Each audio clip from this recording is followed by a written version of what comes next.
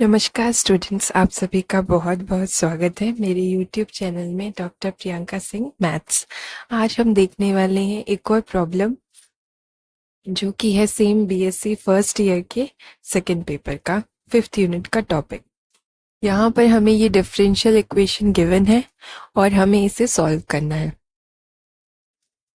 सबसे पहले ये जो डिफरेंशियल इक्वेशन है, ये कौन सी डिफरेंशियल इक्वेशन है ये आपको देखना पड़ेगा।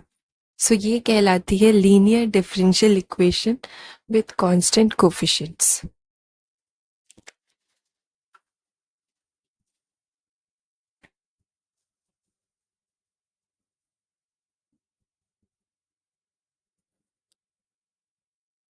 इस डिफरेंशियल इक्वेशन को कहते हैं linear differential equation with constant coefficient, क्योंकि ये लीनियर है।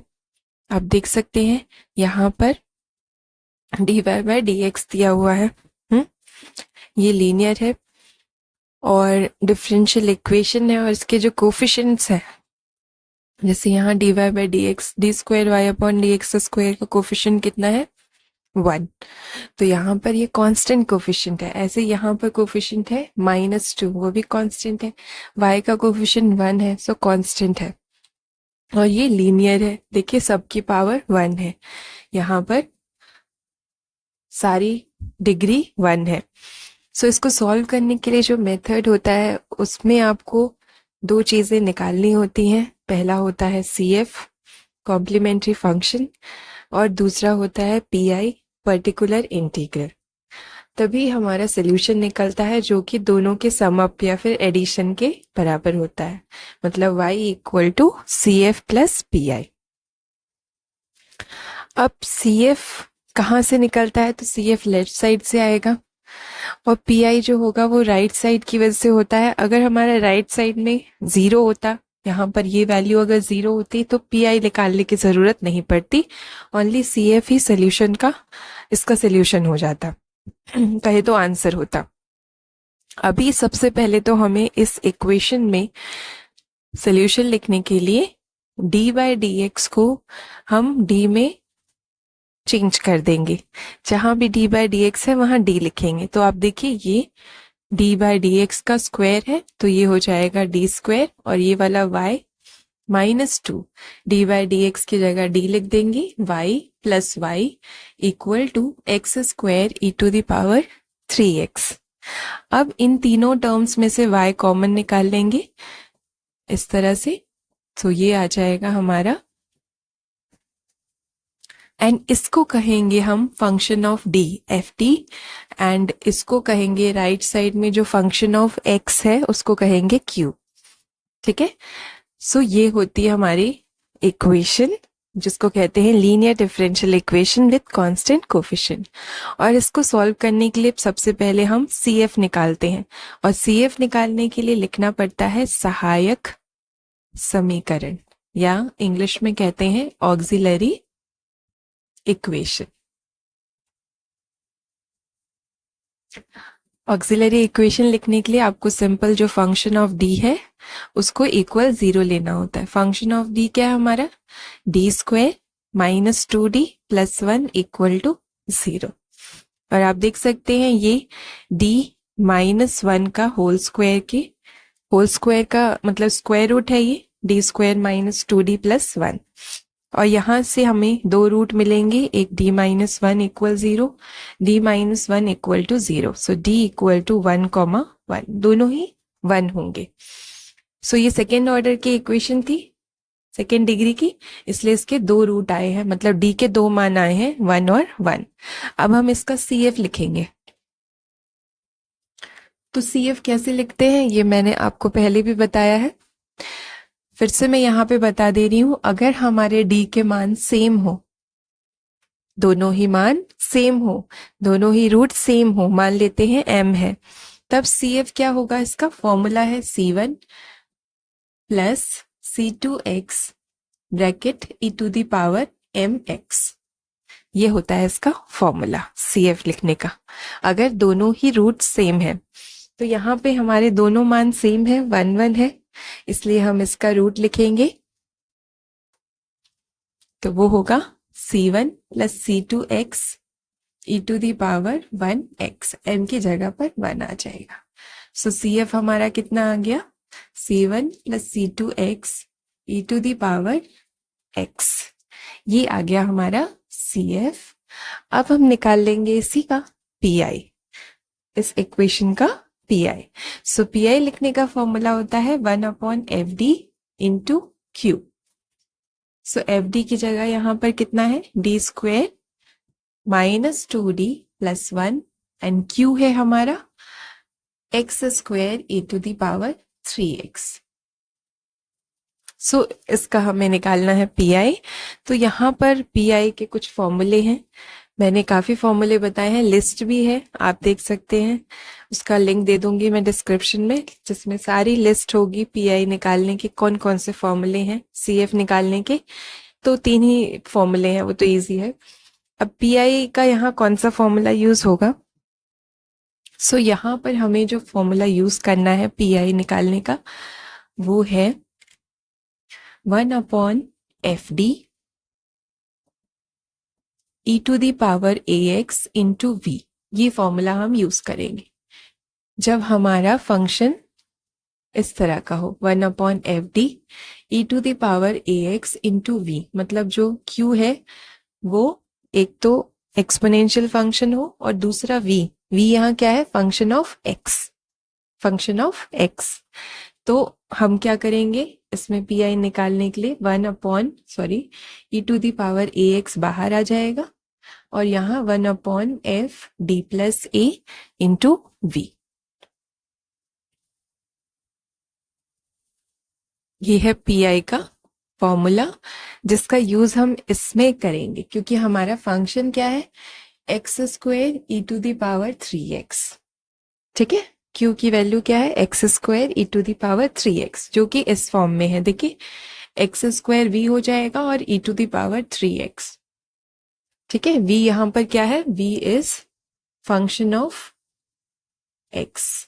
x का कोई भी फंक्शन हो सकता है, कोई भी फंक्शन हो सकता है। अभी हमारे पास x स्क्वायर है तो हमें ये फॉर्मूला लगा सकते हैं यहाँ पर, और लगाने के लिए क्या करना है, बस ये चेंज हो जाएगा और ये e to the power AX इसके बाहर आ जाएगा यहाँ पर, और d की जगह पर आप लिख देंगे d प्लस A। सो आप देख सकते हैं यहाँ पर A का मान क्या है, A मतलब e to the power AX, इस x का कोफिशिएंट। सो हमारे पास A का मान 3 है। तो हमें क्या करना है, सबसे पहले ये जो e to the power 3x है ये बाहर आ जाएगा, जैसे ये आ गया है, और 1/FD प्लस A, मतलब जहां पे D हो वहां पर D प्लस A रख दिया जाए। हमारे पास यहाँ D है, यहाँ D है, हमें क्या रखना है, D प्लस 3, क्योंकि A का मान 3 है। तो पहले यहां रखेंगे D प्लस 3 का स्क्वायर माइनस 2D प्लस 3 और प्लस 1, इधर रख दिया मैंने, इधर रख दिया, और जो ये V है x स्क्वायर ये आपका यहां ही आएगा। अब इसको सॉल्व कर लेते हैं। सबसे पहले ब्रैकेट को यहां पर फॉर्मूला लगाते हैं a प्लस बी का whole square. So a square plus B square plus 2ab, और ये ब्रैकेट ओपन करेंगे तो -2d minus 6 plus 1 x square. ये तो सॉल्व हो चुका है, इसको हम करेंगे अभी सॉल्व। सो ये हो गया d स्क्वायर, 6 माइनस 2 हो गया 4d, और ये 9 10 में से 6 को माइनस करेंगे तो 4, ये आ गया हमारे पास। अब आप देख सकते हैं ये डिनोमिनेटर अगेन एक परफेक्ट स्क्वायर है, और वो किसका परफेक्ट स्क्वायर है, 1/d प्लस 2, d प्लस 2 का परफेक्ट स्क्वायर है ये। देखिए d square plus 4 square means 2 square means 4, और 2ab का हो जाएगा मतलब 40। सो इसे हमें सॉल्व करना है। अब e to the power 3x तो सॉल्व हो चुका है, बाहर है वो, लेकिन इसको हमें सॉल्व करना है, और इसको सॉल्व करने का जो मेथड है वो भी मैंने इसके पहले वीडियो में आपको बताया है। अगर हमारा q ओनली x का फंक्शन हो, x की पावर समथिंग हो, x की पावर m, तब हमें क्या मेथड अप्लाई करना है। उस समय हमें क्या करना है, ये जो डिनोमिनेटर में हमें दिया है इसको हम ऊपर ले जाएंगे, बट उसके पहले इस टर्म को 1 बनाएंगे। ठीक है, इस टर्म को 1 बनाएंगे क्योंकि हमें लगाना है यहाँ पर बाइनोमियल थ्योरम। जब भी हमारा q यहाँ पर जो है फंक्शन वो सिर्फ x to the power m type का हो, तब आप यहाँ बाइनोमियल थ्योरम लगाएंगे, लेकिन इसको पहले 1 बनाएंगे। या तो इसको बना लीजिए, चाहे तो इसको बना लीजिए। तो हम इसको बनाएंगे 1 ताकि ये इजी रहेगा। अगर यहाँ से d कॉमन लिया तो अपॉन में आएगा, सो वो अगेन डिफिकल्ट हो जाएगा। 1/d इंटीग्रेशन में होता है और d डिफरेंशिएशन होता है, इसलिए सो हम ले लेते हैं। ओके, मैं बाइनोमियल थ्योरम लिख देती हूँ आपको। 1 plus x to the power n, ये होता है 1 plus n x plus n minus 1 upon 2 factorial x square plus so on. ये फॉर्मूला हम यहाँ लगाएंगे। हमेशा लगता है अगर हमारा function x to the power m type का हो। इसकी पहले वीडियो भी आप देखिएगा, उसमें भी मैंने बताया है। सो यहाँ पर हमें e to the power 3x है, इसमें से मैं कॉमन ले रही हूँ 2, सो ये आएगा बाहर 2 और ये हो जाएगा d/2 प्लस 1 और ये whole square and x square. So ये 2 को जब हम स्क्वायर से बाहर ले आएंगे तो ये 4 बन जाएगा, इसको बाहर लिख देते हैं और ये बचेगा 1 अपॉन d अपॉन 2 प्लस 1 की power 2 x to the power 2। अब हम इसको न्यूमरेटर में ले जाएंगे तो पावर 2 जो है वो माइनस की 2 बन जाएगी। सो यहाँ लिख देती हूँ मैं d/2 plus 1 power minus 2 x square. यही प्रोसेस होता है अब अगर हमारा function x to the power m हो। सबसे पहले 1 बनाइए, इसमें 1 बनाना है कॉमन निकाल के, देन ये जो पावर है उसको ऊपर ले जाना है और बाइनोमियल थ्योरम लगाना है। अब हम लगाएंगे ये थ्योरम यहाँ पर। सो ये कितना देगा हमें, ये 1 हो गया। x की जगह पर यहाँ d/2 है और n की जगह पर यहाँ -2 है, तो ये होगा 1 प्लस nx मतलब -2 और x की जगह d/2। सेकेंड, यहाँ पर n है -2 -1 upon 2 factorial x square means d/2 का whole square plus so on into x square. यहाँ मैंने लगा दिया है बाइनोमियल एक्सपेंशन। वो भी लगाना पड़ता है अगर हमारा फंक्शन x की पावर m टाइप का हो। अब इसके आगे सिंपल आपको सॉल्व कर लेना है ब्रैकेट। सो पहले ब्रैकेट सॉल्व किया जाए। यहाँ पर 1 है, यहाँ देखिए इस 2 से ये 2 कैंसिल होगा, सो ये माइनस का d आ जाएगा। यहाँ पे ये माइनस माइनस प्लस हो जाएगा, एक 2 कैंसिल होगा, ये 3 आएगा। सो 3/2 का स्क्वायर 4 हो जाएगा and d square plus so on. अब ये सॉल्व हो जाएगा। जस्ट आपको पहले ब्रैकेट ओपन कर लेना है, इस एक्स स्क्वायर को सब टर्म से मल्टीप्लाई कर देना है। सो 1 से मल्टीप्लाई होगा तो एक्स स्क्वायर d के साथ हो जाएगा x square plus 3/4 d square x square plus so on. अब d का मतलब मैंने शुरू में ही लिखा था, d डेरिवेटिव होता है विथ रिस्पेक्ट टू x, तो डिफरेंशिएट करेंगे। आप चाहें तो एक स्टेप और लिख लीजिए, ये d/dx है, ये d square by dx square है। सेकेंड ऑर्डर डेरिवेटिव निकालना है तो पहले एक बार करते हैं इसको डिफरेंशिएट यहाँ पर, तो ये होगा 2x।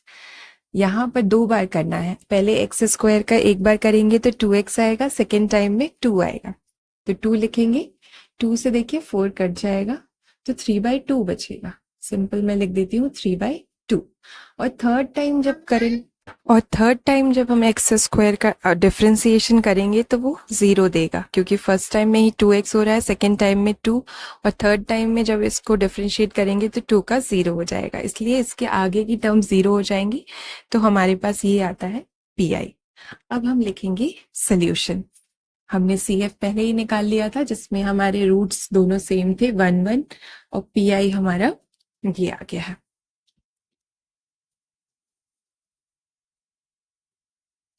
So therefore, the complete solution of given differential linear differential equation is y is equals to CF plus PI। अभिष्ट हल, कहें कि अभिष्ट हल हिंदी में बोलते हैं कंप्लीट सॉल्यूशन को अभीष्ट हल। वो क्या होता है? y equal to CF plus PI। So लिख देते हैं CF हमारा C1 C2x e to the power x है और PI है e to the power 3x by 4 और ब्रैकेट में x square minus 2x plus 3/2। So ये है हमारा आंसर इस डिफरेंशियल इक्वेशन का।